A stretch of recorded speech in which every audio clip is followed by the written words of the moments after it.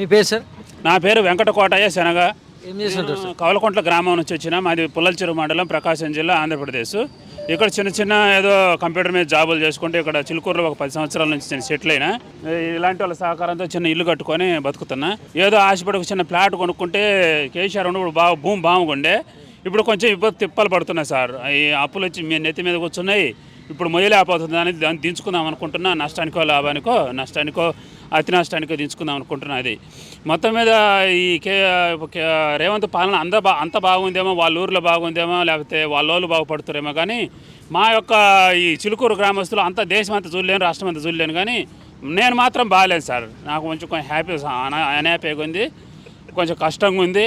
అప్పులు వచ్చి ఒక 20-30 లక్షలు మీద పడ్డాయి. కేసీఆర్ పాలన ఉంటే 20-30 లక్షల బదులు ఒక 2 లక్షలు సంపాదించుకునేటని. ఇంకా అది నా తిప్పలు. ఇంకా మిగతా దేశం బాగుపడుతుందో, రేవంత్ బాగుపడుతున్నాడో, లేకపోతే రేవంత్ దాని కాంగ్రెస్ వాళ్ళు బాగుపడుతున్నారో తెలియదు. కానీ నేనైతే తిప్పలు పడుతున్నా సార్.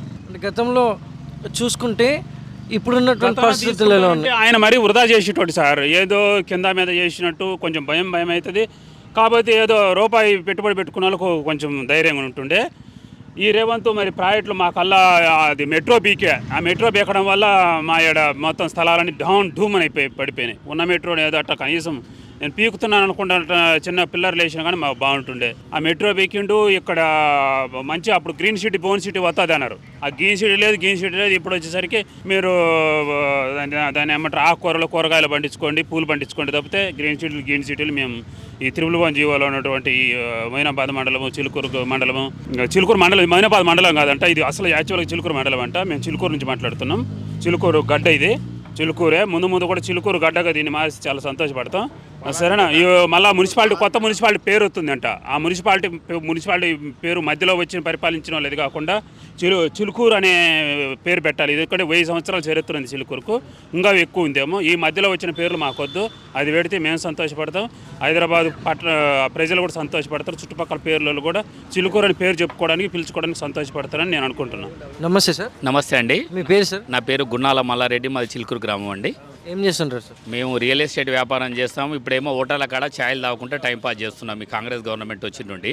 ఎందుకంటే మాకు పని లేదు. మేము ఆడాడ చిన్న పెట్టుబడులు పెట్టేస్తుంటే ఈయన హైడ్రా అది దాన్ని పెట్టేసి మమ్మల్ని ఘోరంగా దెబ్బతీసి ఒక ఊరికి ఒక 400 నుండి 500 మంది యువకులు ఈ రియల్ ఎస్టేట్ వ్యాపారం మీద ఉపాధి పొందుతున్నారు.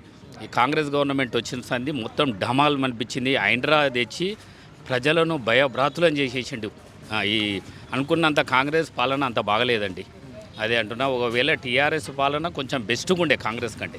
ఇంకోటి, మా చిలుకూరు మున్సిపాల్ చేశారండి. 8 గ్రామాలను కలుపుకొని మున్సిపాల్ చేశారు. ఈ ఎమ్మెల్యే గారు ఎవరిని సంప్రదించకుండా, గ్రామ సభలు పెట్టకుండా మా మీద ఈ మున్సిపాల్ అనే భూతాన్ని తెచ్చిపెట్టాడు. మా గ్రామ పంచాయతీ అయితేనే బాగుండే అండి. ఈ 111 జీవో అనడమే తప్ప ఇప్పుడు కోకాపేటలో 100 కోట్ల ఎకరా అమ్ముకున్నారండి గవర్నమెంట్. మా జీవోలో వస్తే 6-7 కోట్లు కూడా లేదు. మేమేం పాపం చేసామండి 111 జీవోలో? అందుకే నేనేమంటున్నా, 111 జీవోలో ఉన్న ప్రజలకు కానీ రైతులకు సబ్సిడీ విత్తనాలు, ఎరువులు ఇవ్వాలి. ప్రజలకు మాత్రం ఇంటికి పర్మిషన్ ఇచ్చి బ్యాంకు లోన్లు, ఇంటికి కట్టుకోవడానికి బ్యాంకు లోన్లు ఇచ్చి ఎలాంటి వాళ్ళని ఇబ్బంది లేకుండా ఉండడం గవర్నమెంట్కి సూచిస్తున్నామండి. కాంగ్రెస్ పాలన మాత్రం బాగలేదండి. ఇప్పుడైతే ప్రస్తుత పరిస్థితుల్లో కాంగ్రెస్ పాలన అస్సలు బాగలేదు. రియల్ ఎస్టేట్ కుప్పకూలిపోయింది మొత్తం.